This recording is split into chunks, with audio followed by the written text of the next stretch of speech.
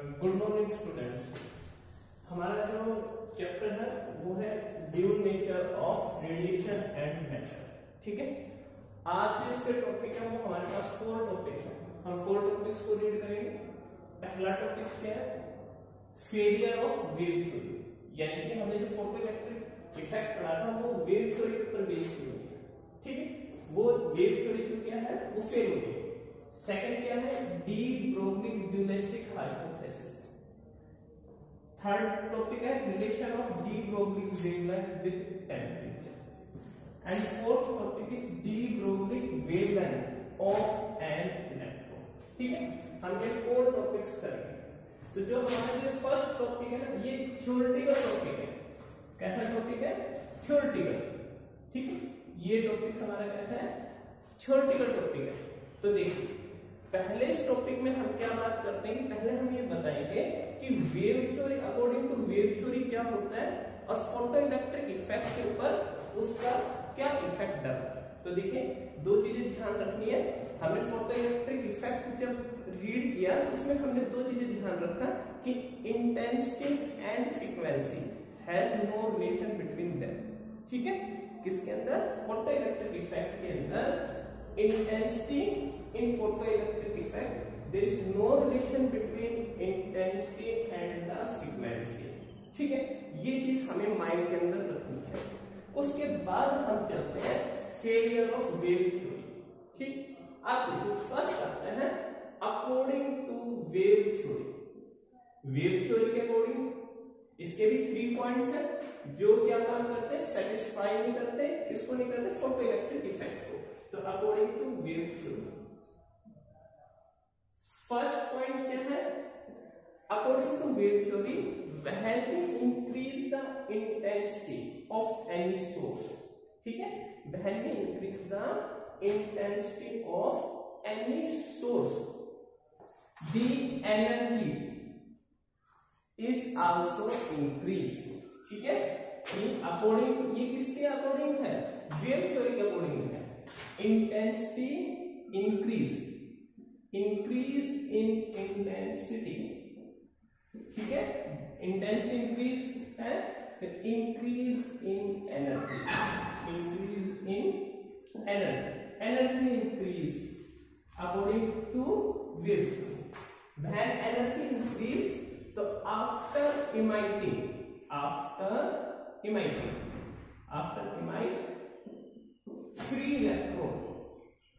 free electron, its kinetic energy is increased। उसकी क्या increase होगी? काइनेटिक एनर्जी इंक्रीज होगी। किसकी? फ्री इलेक्ट्रॉन की। फ्री इलेक्ट्रॉन से क्या इंक्रीज होगी? Kinetic energy. अगर सिंपल सी है, क्या है? If intensity is increase according to wave theory, intensity is increase in energy, when increase in energy, so after emitting of free electron from metal surface, its kinetic energy increase। But when we doing photoelectric effect, when we doing photoelectric experiment, increase in intensity, there is no increase in kinetic energy of an electron, there is no increase in the kinetic energy of an electron in photoelectric experiment। So this theory is fail, this theory is fail। ये theory वहां क्या होगी? Fail होगी। तो फिर वहां हमने कौन सा लिया? क्वांटम थ्योरी, पार्टिकल नेचर लिया। ठीक है ना, इसलिए फोटोइलेक्ट्रिक इफेक्ट किससे मेजर किया जाता है? ये किस फिनोमेना पे बेस्ड है? पार्टिकल नेचर यानी कि क्वांटम थ्योरी। ठीक है, सेकंड क्या? यहीं से करेंगे आंसर। इंक्रीज इन इंटेंसिटी, अगर हम इंक्रीज करते हैं इंटेंसिटी को, तो इंक्रीज में इंटेंसिटी, एनर्जी इंक्रीज होगी। अगर इंटेंसिटी इंक्रीज होती है, एनर्जी इंक्रीज होती है अकॉर्डिंग टू वेव थ्योरी के अकॉर्डिंग। ठीक है, तो इफ एनी वेवलेंथ, कोई भी सोर्स है और उसकी कोई भी वेवलेंथ है, एनी वेवलेंथ। ठीक है, when we increase the intensity, its energy increase and free electrons is emitted from the surface से क्या होगा, इलेक्ट्रॉन इमाइट हो जाएगा। एनी वेवलेंथ, कोई भी सोर्स हो, कोई भी वेवलेंथ की जो सोर्स हो, अगर if we increase the intensity its energy is increase and its energy is increased and come equal to the its work function and the electron is emitted from the metal surface. So any wave of any frequency will increase in intensity emit a free electron. ठीक है, this is based on wave theory. But when there is no threshold frequency in photoelectric effect, we increase the intensity. There is no emitting of the free electron from the metal surface. If there is no threshold frequency of any source less than threshold frequency, if we increase the intensity of that source, there is no emitting of the free electron in the metal surface. ठीक है, तो this is the failure of second failure of the photoelectric image. ठीक है, 2 points हो गए। Third point पे चले। Third point क्या था? Third point according to third point any metal surface according to wave theory, any metal surface when any wave fall in the metal surface, fall on the metal surface, it distributed the energy all over its surface. It distributed the energy all its surface, and the electron is emitted from the everywhere. ठीक है, और there is a large time is taken.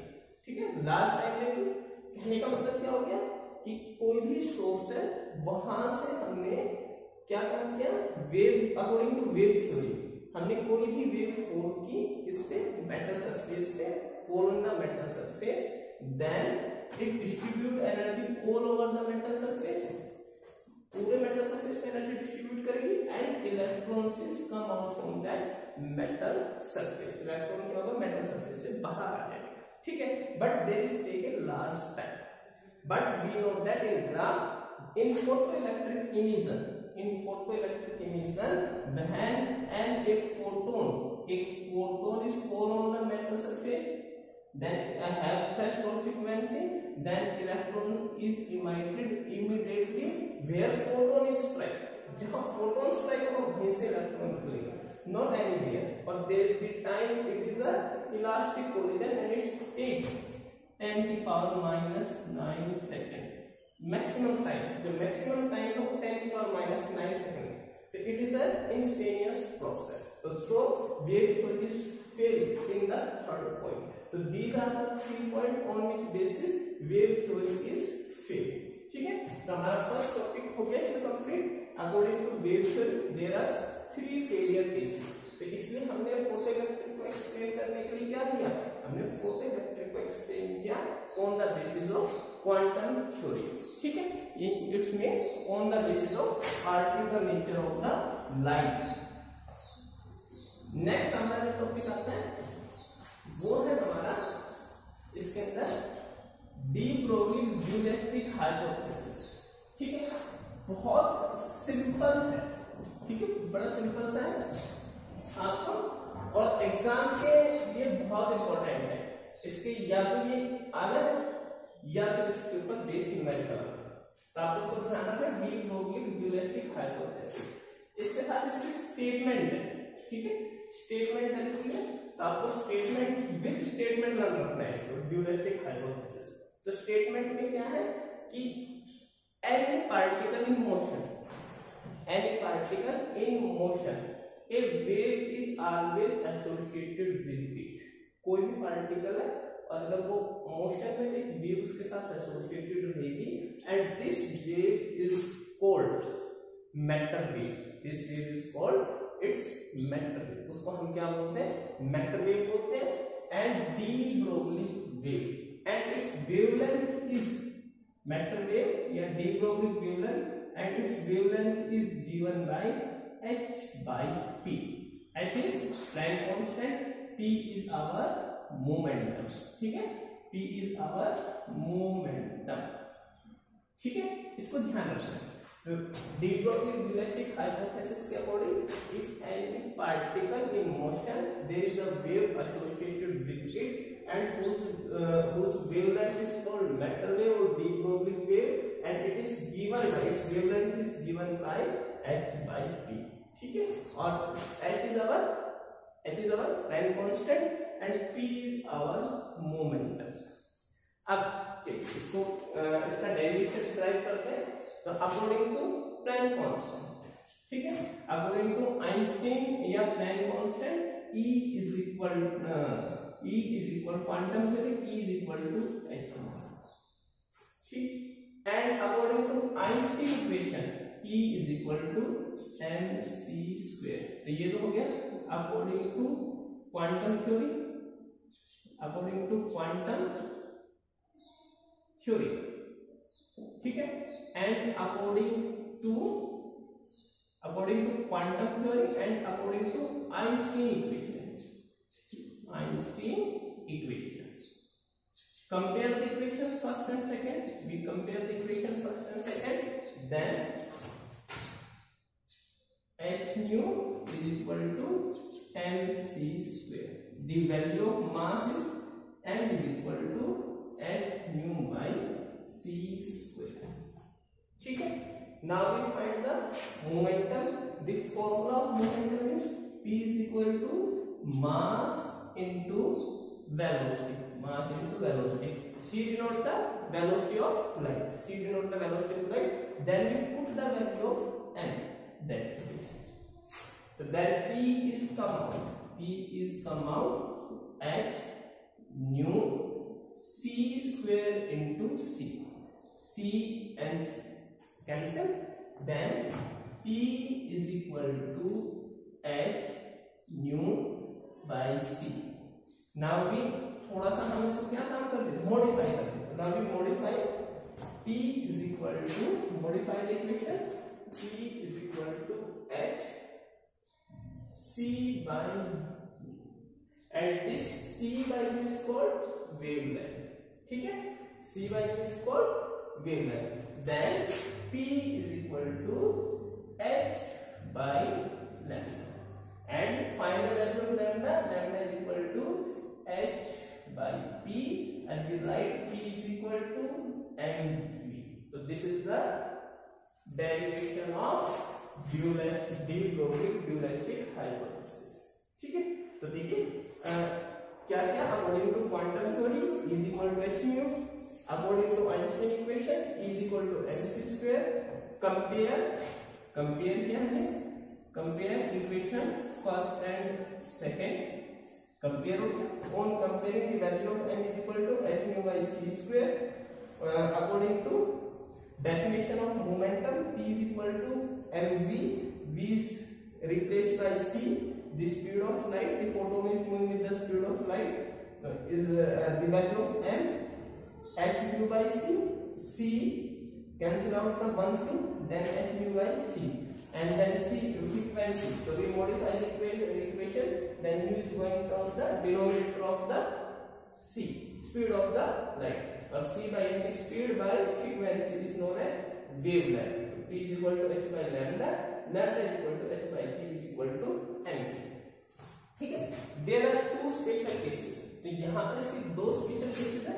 To special cases, first क्या हो गया, if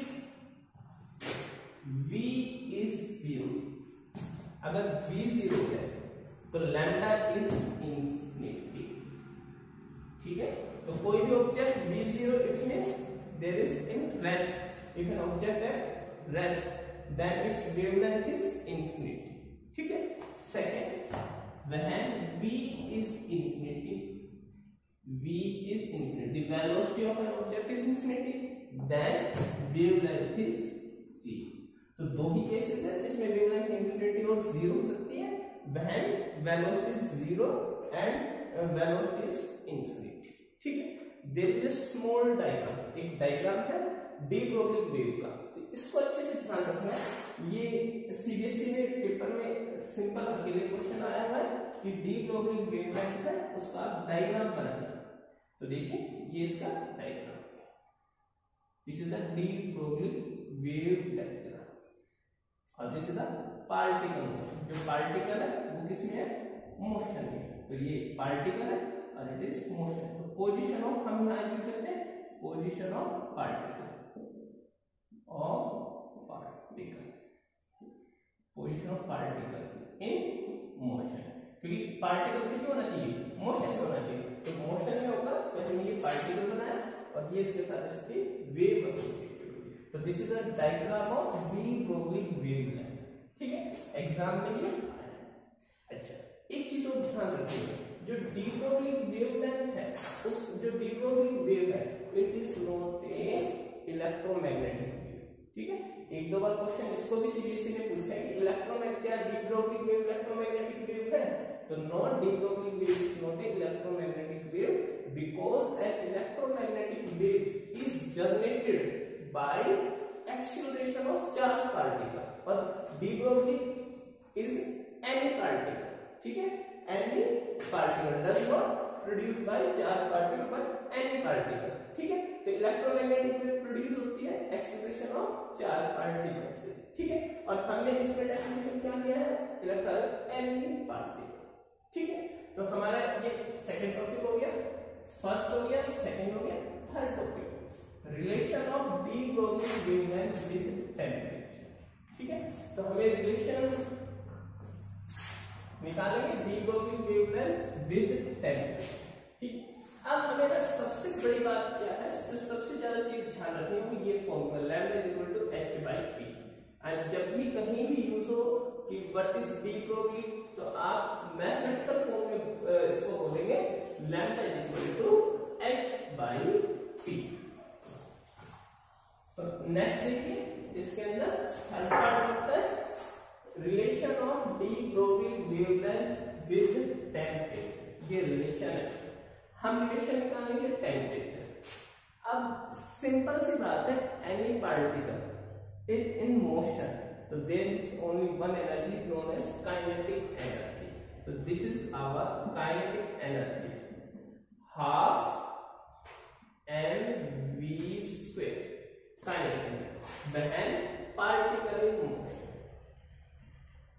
when particle in motion, ठीक है।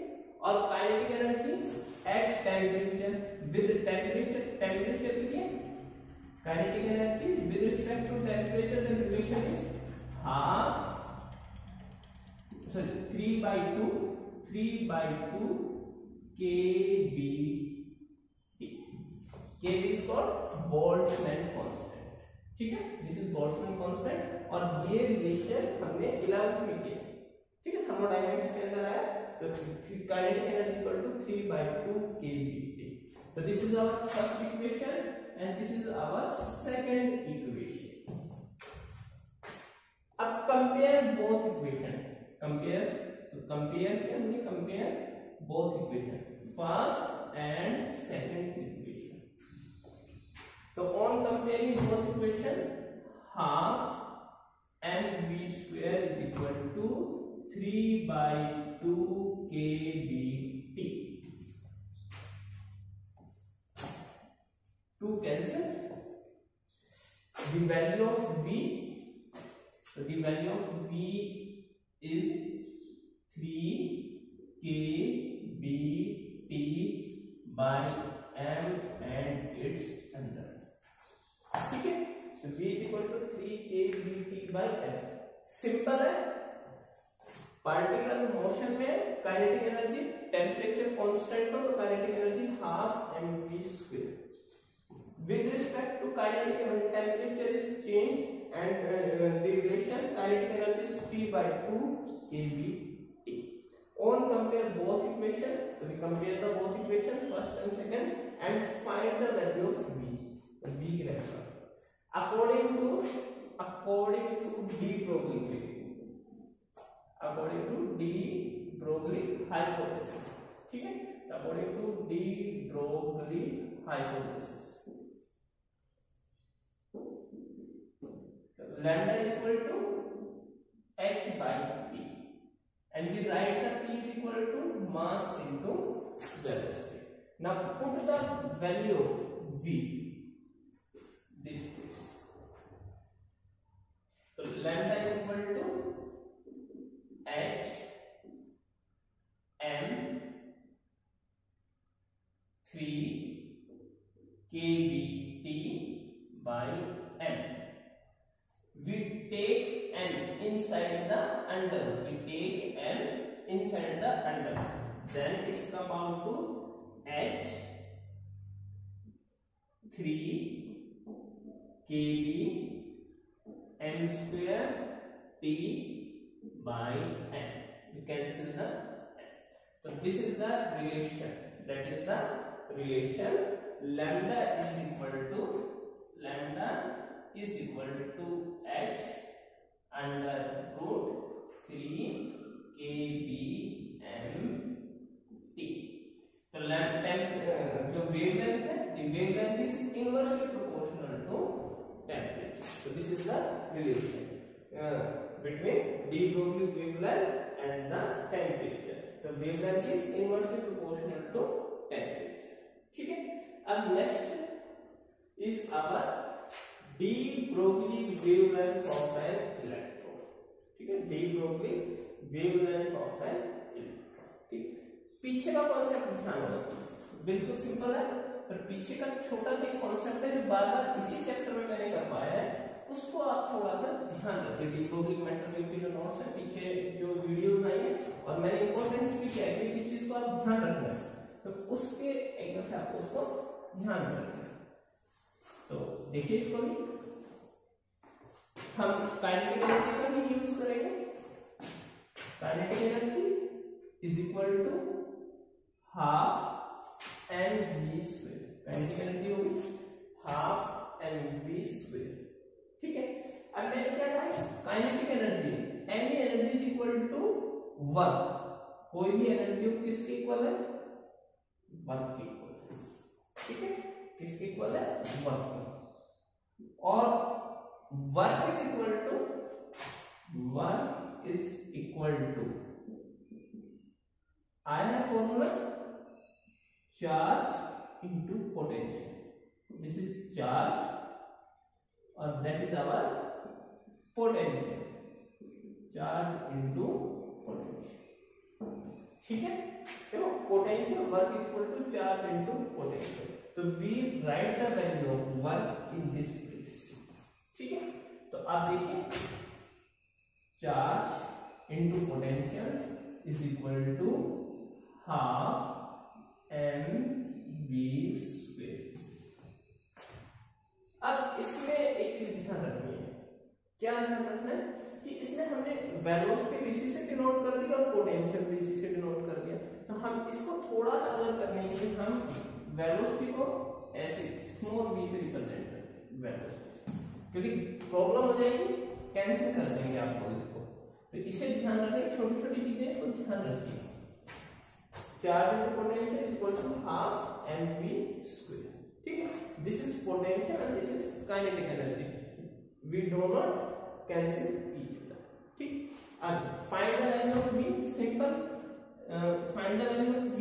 v is equal to e v 2 by m. It's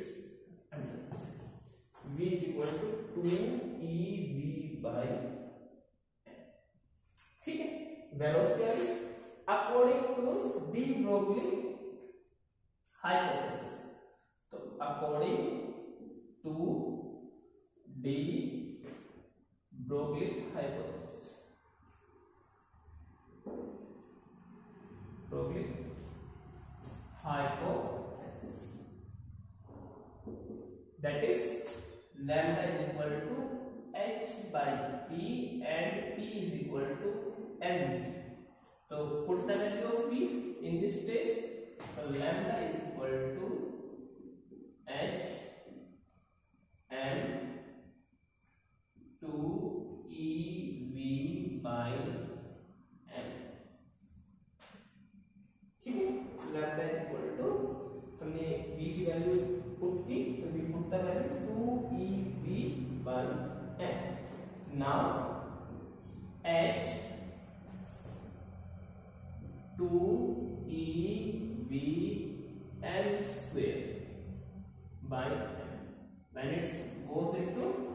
under root its m is converted into square. H is equal to under root 2EVn. ठीक है, ये ratio है तो lambda is equal to H 2EVn. अब we put the value Planck constant.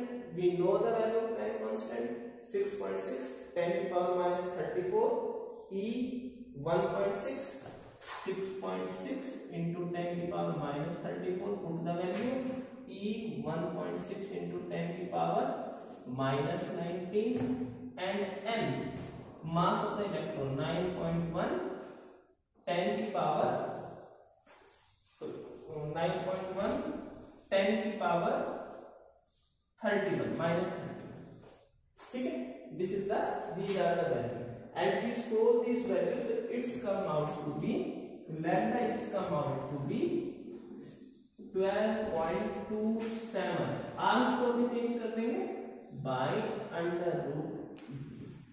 ठीक है, 12.27 Armstrong under root by v. तो v क्या हो गया यहाँ पर पोटेंशियल हो गया. एक सिंपल सा अमेरिकन इस रिलेशन से भी आ जाता है तो आगे हम इस रिलेशन का भी यूज करेंगे. और आज के लिए हमारे सारे टॉपिक हो गए. Topic dual nature of matter of radiations में क्या क्या डिस्कस किया हमने.